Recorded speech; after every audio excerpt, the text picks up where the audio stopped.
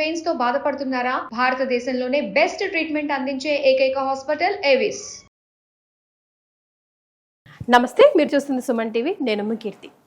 శివరాత్రి రోజు అభిషేకం చేయాలి, అభిషేక ప్రియుడు శివుడు అని మనందరికీ తెలుసు.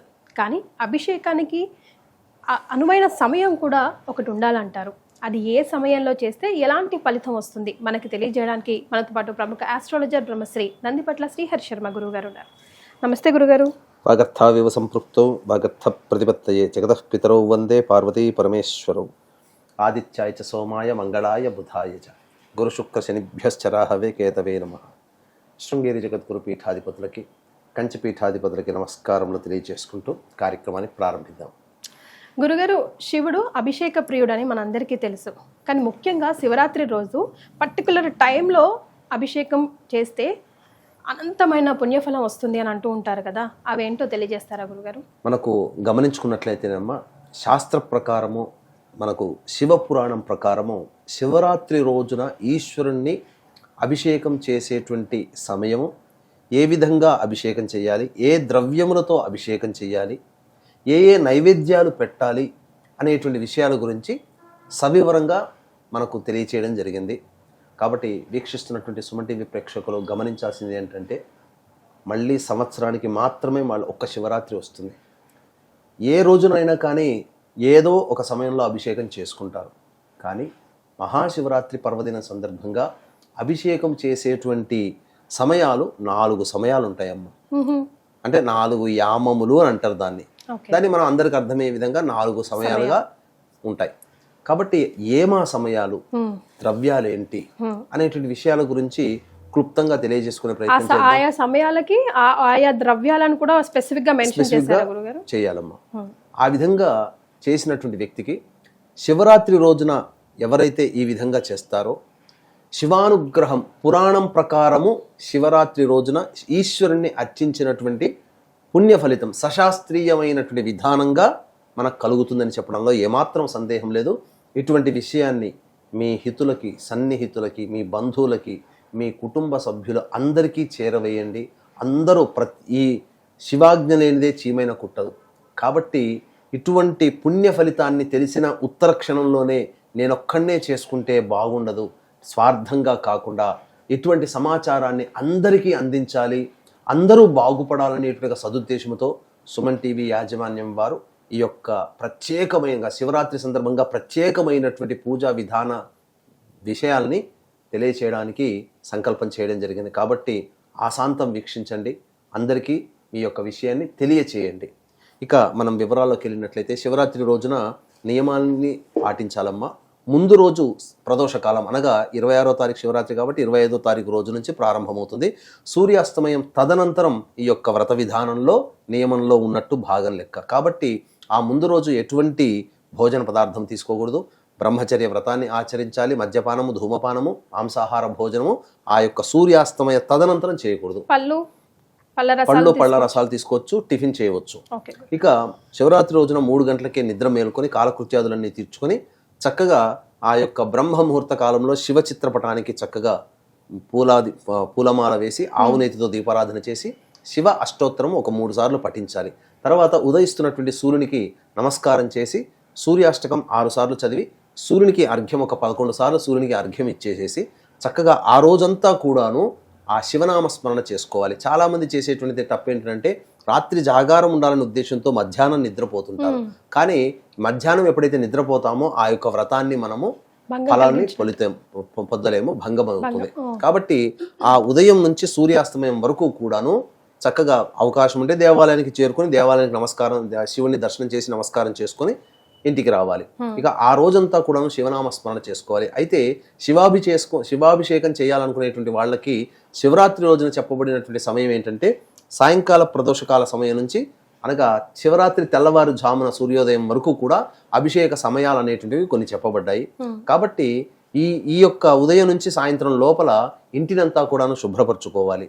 చక్కగా ఏ విధంగా చక్కగా దుమ్ము లేకుండా అంతాగానో తుడిచిపెట్టుకొని బూజు అవన్నీ పూర్తిగా తీసేసుకొని చక్కగా పూజా మందిరాన్ని చక్కగా క్లీన్ చేసుకొని పూజా సంబంధించినటువంటి ద్రవ్యములన్నీ కూడాను ఆ రోజంతా కూడాను క్లీన్ చేసుకొని ఇక ఆ యొక్క ఒక బకెట్ నీటిలో మంచి నీటిలో గళ్ళ ఉప్పు, పసుపు, అలాగే గంగాజలము, ఇవన్నీ వేసి గోమూత్రం గోవర్కము అవన్నీ వేసి కలియబెట్టేసి మంచి బట్టతో ఇల్లంతా పూజా మందిరంతో సహా చక్కగా శుభ్రపరచుకుంటే ఇంట్లో ఉన్నటువంటి నకారాత్మకమైన శక్తి వెళ్ళిపోతుంది ఫస్ట్. తర్వాత దేవతా శక్తి అనేది శివరాత్రి రోజున ఈ భూమి మీద ప్రసరిస్తుంది. అంతకంటే మించి కుంభమేళా కూడా జరపబడుతుంది కదమ్మా. ఈ కుంభమేళా శివరాత్రి రోజునే ఆఖరిగా చెప్పబడి ఉంది. కారణం ఏంటంటే గ్రహాల సంచారం మొదలుకొని గ్రహ యొక్క ప్రభావము తొలగిపోయేంత వరకు కూడా కుంభమేళా జరుగుతుంది. కాబట్టి ఆ సమయం శివరాత్రి వరకు కూడా గ్రహాల యొక్క గొప్ప దివ్యమైనటువంటి శక్తి ఈ భూమి మీద ప్రసరిస్తున్నప్పుడు ఆ యొక్క శక్తిని ఆకర్షించాలి అని అంటే ఇంట్లో నకారాత్మకమైన శక్తి అనేటువంటిది ఉండకూడదు, అనగా దుష్ట శక్తి ఉండకూడదు. అప్పుడు దేవతా శక్తి ఈ యొక్క పదార్థంతో శుభ్రపరచుకోవడం వల్ల ఇంటినంతా ఆ దేవతా శక్తి ఆకర్షింపబడుతుంది. ఇది ప్రధానంగా చేసుకోవాలి. ఇక శివలింగానికి అభిషేకం చేసుకునేటప్పుడు ఇంట్లో అందరి ఇంట్లో చాలా మంది ఇంట్లో ఒక 30% మంది ఇంట్లో అభిషేక శివలింగాలు అనేటువంటివి ఉంటాయి. రాతితోనో స్ఫటికలింగాలు ఏ ఉంటాయి. లేదు మాకు ఇంట్లో ఏం శివలింగం లేదని మేము తయారు చేసుకోవాలని అంటే పుట్టమన్నుని ఆ రోజున పూజా స్టోర్లో పుట్టమన్ను దొరుకుతుంది. ఆ పుట్టమన్ను సంపాదించుకోవాలి. ఆ పుట్టమన్నులో పసుపు కుంకుమ అష్టగంధములో అంటే జాజికాయ జాపత్రి యాలకులు అలాగే లవంగాలు మరియు సంబంధించినటువంటి పచ్చకర్పూరము జవ్వాది పునుగు అలాగే ఈ గంధము ఇవన్నీ కూడా ఇవన్నీ అష్టగంధాలు అంటారు. ఇవన్నీ ఆ పుట్టమన్నులో వేయడం. అలాగే పాదరసము కూడా తీసుకుంటే చాలా విశేషం. ఒక 3 గ్రాములు లేదా 5 గ్రాములు తెచ్చుకుంటే సరిపోతుంది. ఆ పాదరసాన్ని కూడా కలిపేసేసి ఆవు పాలలో అదంతా కూడాను కలిపి ఆవు పాలు వేసి కలిపి శివలింగాకారం ఎవరి తగ్గట్టుగా వాళ్ళు శివలింగాకారం తయారు చేసుకొని ఆ యొక్క శివలింగానికి అంతా కూడాను చక్కగా ఆవు నేతి అద్దినట్లయితే అభిషేకం చేస్తే శివలింగము కరిగిపోకుండా ఉంటుంది. ఎందుకంటే 4 సమయాల్లో చేయాలి కాబట్టి.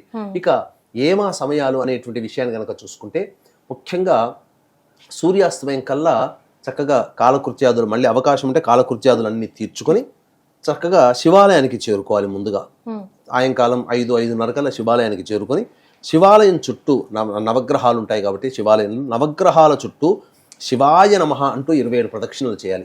తదనంతరం నంది దగ్గరికి వెళ్ళి ఈ రోజున నేను ఈశ్వరుని అభిషేకం చేసుకోబోతున్నాను శివరాత్రి సందర్భంగా, కాబట్టి ఆ శివుని యొక్క అనుగ్రహం నాకు కలిగేలా నాకు ఆ యొక్క వరాన్ని ప్రసాదించమని ఆ శివుడికి చెప్పవయ్యా నందీశ్వర అని చెప్పి నంది దగ్గర వేడుకొని శివుణ్ణి దర్శనం చేసుకొని తదనంతరం ఇంటికి తిరిగి రావాలి. అప్పుడు అభిషేకం చేసుకునేటువంటి సందర్భంగా మనకు సమయాలు అనేటువంటివి 4 సమయాలు చెప్పబడ్డాయి. మొట్టమొదటి యామము సాయంత్రం 6:30 గంటల నుంచి 9 గంటల వరకు. కాబట్టి ఈ సమయంలో చక్కగా సంబంధించినటువంటి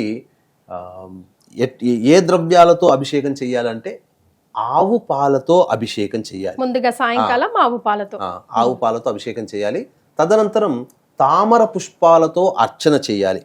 అర్చన చేసి బియ్యము కడిగి అందులో పెసరపప్పు కొంత వేసి ఆవు నేతి వేసేసి పులగంలాగా వండాలి. వండి ఆ స్వామికి నైవేద్యం చేయాలి, నైవేద్యం పెట్టాలి. సో ఫస్ట్ పాలతో అభిషేకం చేసి పునగం నైవేద్యంగా పెట్టాలి. ఆ పెసరపప్పు బియ్యం వేసి పులగం తయారు చేసి పెట్టాలి. తామర పుష్పాలతో అర్చన చేయాలి. అంతటితో మొదటి అభిషేకము కంప్లీట్ అవుతుంది. ఇక రాత్రి 9:30 నుంచి 12 గంటల వరకు 2వ సమయం. ఆ సమయంలో చక్కగా పెరుగుతో ఆ ఆవు పాలతో తోడుపెట్టినటువంటి పెరుగు ఉంటుంది కదా, ఆ పెరుగుతో అభిషేకం చేయాలి. అభిషేకం చేసి తులసి దళములతో అర్చన చేయాలి. మామూలుగా సాధారణంగా తులసి దళములతో ఏ రోజున కూడా శివునికి అర్చన చేయకూడదు, కానీ ఒక్క శివరాత్రి రోజున మాత్రం చేయవచ్చు. తులసి దళములతో అర్చన చేయవచ్చు. తర్వాత బెల్లముతో చేసినటువంటి పాయసాన్ని నైవేద్యముగా పెట్టాలి. ఇది ఆ విధంగా 2వ సమయం. ఆవు పెరుగు అభిషేకము చేసిన అన్నము నైవేద్యము తులసి దళములతో అర్చన. తదనంతరం ఇక 3-4 సమయాలు ఉన్నాయమ్మా. వీక్షించేటువంటి ప్రేక్షకులకి గమనిక, ఈ యొక్క మహాశివరాత్రి సందర్భంగా ఫిబ్రవరి 26 మరియు 28వ తారీఖు రోజున కూడా కాశీక్షేత్రంలోనే జాతకరీత్యా కలుగు విద్య వివాహ ఉద్యోగ దాంపత్య సంతాన అనారోగ్య సమస్యల నివారణకి సర్వదోష నివారణ పూజలు హోమాలు, అలాగే గత జన్మ కర్మదోషాలు ఉంటే ఈ జన్మలో సమస్యలు అనేటువంటి ఎదుర్కొంటాం కాబట్టి గత జన్మ కర్మదోష నివారణ తిల హోమాలు, మరియు ఈ యొక్క 2025వ సంవత్సరం శని ప్రభావం అన్ని రాశుల వారికి ఉంది కాబట్టి శనిదోష నివారణ హోమాలు పర్ హెడ్ 3,100 రూపాయలకి చేయించడం జరుగుతుంది. అలాగే శివరాత్రి రోజున కాశీక్షేత్రములో రుద్రపారాయణాలు అభిషేకాలు కూడా జరపబడతాయి. అవకాశం ఉన్న వాళ్ళు కార్యక్రమ తదనంతరం కాంటాక్ట్ చేసి మీ గోత్రనామాలు నమోదు చేసుకోవచ్చు. ఈ యొక్క శివరాత్రి రోజున మీ యొక్క సంకల్పం నమోదు చేసుకోవడం ద్వారా, సభ్యులుగా చేరడం ద్వారా తిరిగి వచ్చే సంవత్సరం శివరాత్రి కల్లా మీ యొక్క సంకల్పం నెరవేరుతుంది అని చెప్పడంలో ఏమాత్రం సందేహం లేదు. ఇక 9:30 నుంచి 12 గంటల వరకు రెండవ సమయం అని చెప్పాం కదమ్మా. తర్వాత అరగంట గ్యాప్ ఇచ్చి 12:30 నుంచి 3 గంటల వరకు మూడవ సమయం. కాబట్టి ఈ మూడవ సమయంలో జాతకరీత్యా ఆవు నేతితో అభిషేకం చేయాలి. నిషీధి సమయం అంటారు ఇదేనా గురుగారు? ఆవు నేతితో అభిషేకం చేసి తర్వాత బిల్వ దళములు, ఏక బిల్వమైనా లేదా మారేడు దళములతోనైనా కానీ అర్చన చేసి అన్నము నువ్వుల పొడితో చేసినటువంటి పులగం ఉంటుంది కదమ్మా, దానిని నైవేద్యంగా పెట్టాలి. ఇది ఆ మూడవ జాముగా చేసినటువంటిది. ఇక 3 గంటల నుంచి 3:30 వరకు కొద్దిగా సమయం బ్రేక్. తర్వాత 3:30 నుంచి తెల్లవారుజామున 6 గంటల వరకు 4వ సమయం బ్రహ్మముహూర్తం. ఇది చాలా అత్యంత ప్రధానమైనటువంటి సమయం అమ్మ. ఎందుకు చెప్పాలనంటే శివరాత్రి సందర్భంగా కదా. శివరాత్రి రోజున మనకు తిదివార నక్షత్ర యోగ కరణాలు 5 ఉన్నాయి, పంచాంగాలు. అందులో శివయోగము 2:57 నుంచి 27వ తారీఖు రాత్రి 11:30 వరకు ఉంటుంది. కాబట్టి శివరాత్రి సందర్భముగా శివరాత్రి రోజున శివయోగము కూడా కలిసినటువంటిది సందర్భము ఇది ఒక్కటే సమయం. కాబట్టి 26వ తారీఖు తెల్లవారితే 27వ తారీఖు రోజున 3:30 నుంచి 6 గంటల వరకు అనేటువంటిది అభిషేకం చేయాలి. అప్పుడు ఏ ద్రవ్యంతో అభిషేకం చేయాలి? తేనెతో అభిషేకం చేయాలి. తేనెతో అభిషేకం చేసి నల్ల కలువ పూలు దొరుకుతాయి. అంటే నల్ల కలువ అంటే నీలి పుష్పంలో నీలి కలువ పూలు. ఆ కలువ పుష్పాలతో అర్చన చేసి కేవలం అన్నం మాత్రమే వండి అన్నాన్ని నైవేద్యంగా పెట్టాలి. ఇది చెయ్యాలి. చాలా మందికి నల్ల కలువ పూలు ఇప్పుడు దొరుకుతాయో దొరకవు. కాబట్టి ఆ సందర్భంలో నీలి రంగు చామంతి పుష్పాలు లేదు శంఖు పుష్పాలు దొరుకుతాయి. అవైనా కానీ అర్చన చేయవచ్చు. ఇక చాలా మందికి ఉండేటువంటి ఇంకొక సందేహం ఏంటంటేనమ్మా, ఇప్పుడు తామర పుష్పాలు కావాలంటే ఒక్కొక్కటి 10-20 రూపాయలు పెడతారు. 100-108 అర్చన చేయాలంటే 2-3 వేల రూపాయలు పుష్పాలకే పోతాయి కదా. మరి అన్ని అంతమందికి డబ్బు ఉండదు కదమ్మా. కాబట్టి ఆ సందర్భంలో మనకు ఏ ఒక్క దేవతకి కూడా లేనటువంటి విలక్షణమైనటువంటి అర్చనా విధానము ఈ యొక్క పరమేశ్వరునికి ఉందమ్మా. ఏంటనంటే అంటే పరమేశ్వరుని పూజ చేసేటువంటి వాడు అతి సామాన్య మానవుడు కూడా చేసుకోవచ్చు, పెద్ద ఖర్చు లేకుండా. కాబట్టి 4-5 తామర పుష్పాలతో అర్చన చేయొచ్చు, 4-5 నల్ల కలువ పుష్పాలతో అర్చన చేయొచ్చు. మారేడు దళం కూడా ఆ సమయంలో శివరాత్రి రోజున ఇంత మారేడు దళాలు 10 మారేడు దళాలే 10 రూపాయలు 20 రూపాయలకు అమ్ముతారు. కాబట్టి కొన్ని మారేడు దళాలతో అర్చన చేసిన మిగతాదంతా కూడాను ఈ బియ్యం ఉంటుంది కదమ్మా, ఆ బియ్యాన్ని నీటిలో తడపాలి, నీటిలో ముంచకూడదు. నీటిలో తడిపినటువంటి బియ్యంతో అర్చన చేసిన పరమేశ్వరుడు పరమ సంతుష్టి పడతాడు. పసుపు కుంకుమ కూడా ఏం కలపక అవసరం లేదమ్మా. పరమేశ్వరునికి పూజ చేసే అర్చన చేసే విధానంలో అక్షతలు అనేటువంటివి తడిపినటువంటి బియ్యంతోనే అర్చన చేయాలి తప్ప పసుపుతో లేదా కుంకుమతో తడిపినటువంటి అర్చన చెయ్యకూడదు. ఇది శాస్త్రం.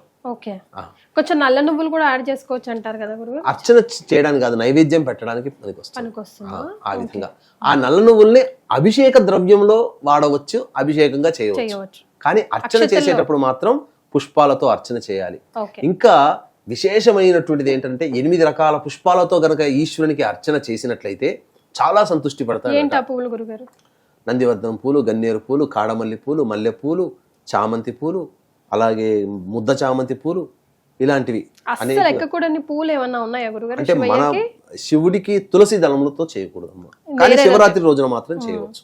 ఇది వీటితోని అర్చన విధానం ఈ విధంగా చేసినటువంటి మానవుడికి, ఎందుకంటే శివరాత్రి రోజునే ఈశ్వరునికి చెప్పబడినటువంటి అభిషేకములు, ద్రవ్యములు, నైవేద్యములు ఇవి మాత్రమే మనకు చెప్పబడినట్టుంది. అంతేకాకుండా ఈ యొక్క శివరాత్రి రోజున లింగోద్భవ సమయం అనేటువంటిది ఉంటుంది. కాబట్టి ఆ సమయం 2-3 నిమిషాలు మాత్రమే ఉంటుంది కొన్ని సందర్భాల్లో. కాబట్టి మనకు ఏ సమయం అనేటువంటిది మనకు ఇబ్బంది లేకుండా 12 మధ్యరాత్రి ఒక 48 మినిట్స్ ఉంటుంది అంటున్నారు. 12:15 నుంచి 12:45 వరకు ఈశ్వరునికి అర్చన చేసినట్లయితే, ఏది మారేడు దళాలతో అర్చన చేస్తే లేదా మారేడు దళం పెట్టినటువంటి శివలింగాన్ని చూసిన అనంతమైనటువంటి పుణ్య ఫలితం దక్కుతుంది.